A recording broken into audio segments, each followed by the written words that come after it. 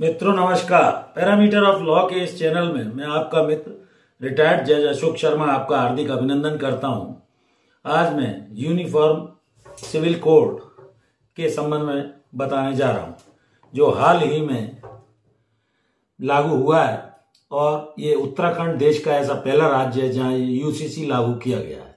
काफी जद्दोजहद के बाद कई सालों से इस पर सुप्रीम कोर्ट के भी निर्णय कई इस बिंदु पर आ चुके थे और इसको बीजेपी अपने एजेंडा में शामिल की हुई थी। समय समय पर इस बारे में कई मांग उठी।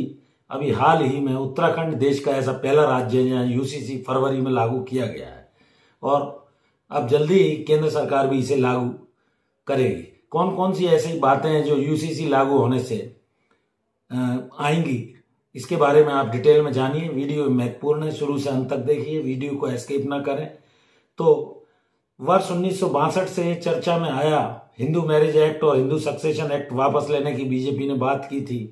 कई वर्ष तक बीजेपी बीच बीच में चुनाव में जीतती रही और इसके बाद राम मंदिर और यूसीसी मुख्य मुद्दा था जिसको बीजेपी कहती रही।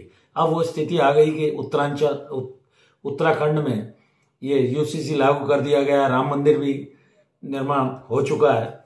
तो केंद्र सरकार अब कुछ ही दिनों में यूसीसी निश्चित तौर पर लागू करेगी, ऐसी लोग आशा कर रहे हैं। तो इसमें 2022 में धामी सरकार ने घोषणा की थी और लगभग 1.5 वर्ष बाद एक कमेटी का गठन किया गया।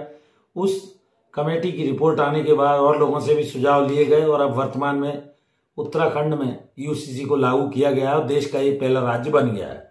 इसके लागू होने के बाद कुछ बातें अत्यंत महत्वपूर्ण है जो आपको जानना चाहिए। इसमें वोट बैंक से इसको ना देखा जाए, बल्कि ऐसी सरकार की संकल्प शक्ति है, ऐसा श्री धामी जो मुख्यमंत्री हैं उन्होंने कहा है।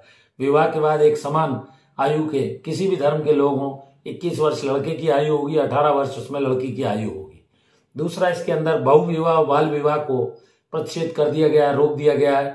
दूसरा, ब्लड रिलेशन वाले जो प्रोहिबिटेड डिग्री में आते हैं उनमें शादी नहीं होगी। दूसरा, अनैतिक माना जाएगा अगर ऐसी शादी होती है।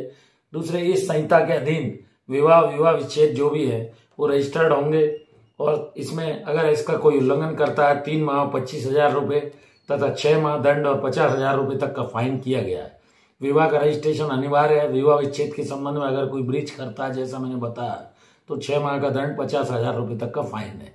उत्तराधिकार के संबंध में सभी धर्मों को समान रूप से लागू होगा। 328 इस अधिनियम में कुल धाराएं रखी गई हैं। लिव इन रिलेशनशिप में जो लोग रह रहे हैं उनके बच्चा होने पर उसे वैध माना जाएगा और ब्रेक होने पर या विवाह विच्छेद लिव इन रिलेशनशिप के बाद होने पर भी इसमें रजिस्ट्रेशन चूंकि था तो उसकी सूचना देनी होगी। तो ये इस तरह, और भरण पोषण अगर कोई महिला है लिव इन रिलेशनशिप की उसे छोड़ देता है तो उसमें मेंटेनेंस आदि का भी राइट दिया गया है। इस तरह ये एक समान नागरिक संहिता उत्तराखंड में लागू की गई है और अब जल्दी ही ये केंद्र सरकार भी इसको लागू करेगी। तो वीडियो आपको कैसा लगा, जानकारी इस संबंध में लाइक करें, कमेंट करें, चैनल से जुड़े रहिए। मैं आपका हृदय से आभारी हूं और इस वीडियो में यहीं तक। कल फिर मिलते हैं नए वीडियो के साथ। Thank you for watching this video. नमस्कार।